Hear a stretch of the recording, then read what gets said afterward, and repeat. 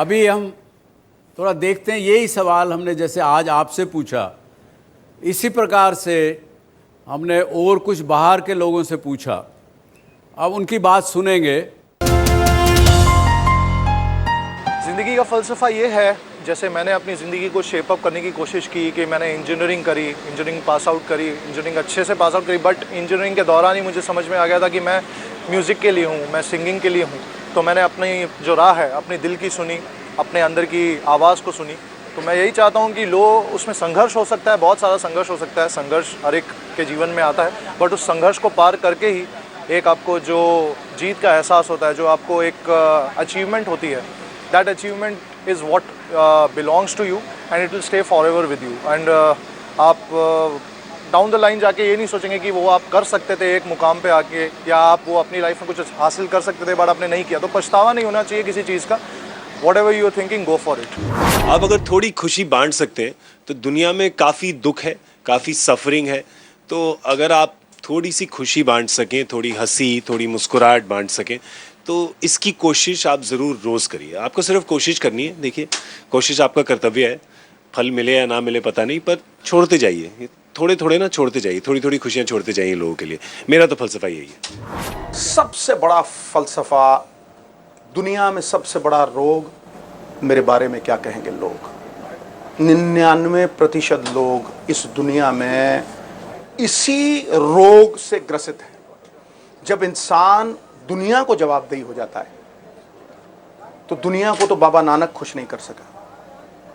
दुनिया तो कुत्ते की पूंछ की तरह है, इसे कोई सीधा नहीं कर सका। तो इंसान फिर दुखी ही रहता है।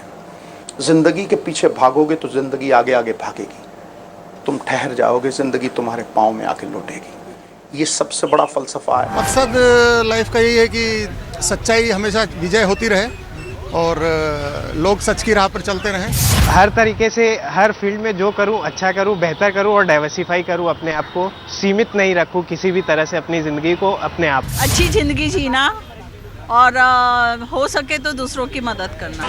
The goal of my life is to satisfy my parents and basically the ambitions which I have set all over the years, that is what I have to achieve. Success तो हर इंसान को चाहिए, हर एक स्टूडेंट को चाहिए होता है success के साथ साथ लोगों को खुश करना बहुत ज़रूरी है। अपने लिए तो सब कुछ करना चाहते हैं, बट कौन किसी और के लिए कौन करता है इस दुनिया में। सो मैं दूसरों को हेल्प करना चाहती हूँ। Very good.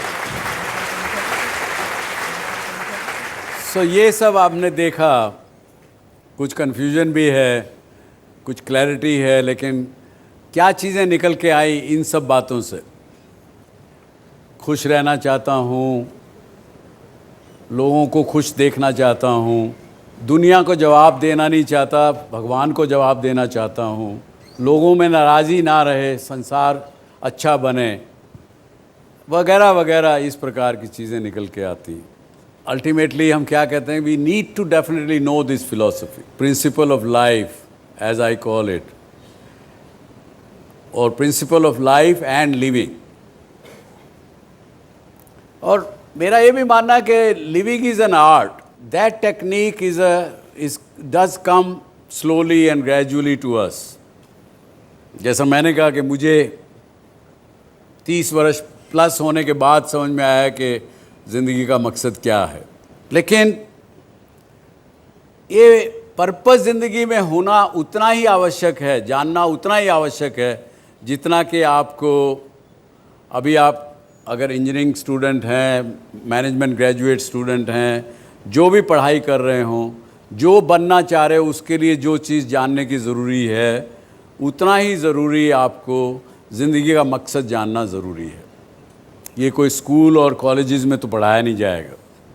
मुझे नहीं लगता कि आपके सिलेबस में ऐसी कोई चीज़ होगी कि which teaches you what is your purpose of life. और पर्पस ऑफ लाइफ एज जो हमने देखा can be different from one person to the other. लेकिन ये ज़रूर है कि बिना पर्पस के लाइफ जो है it's just a mechanical way of living, following a routine of our predecessors.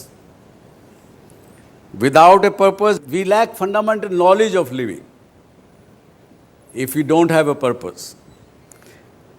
And that is why we are victims of stress strains, unhappiness, and so many things.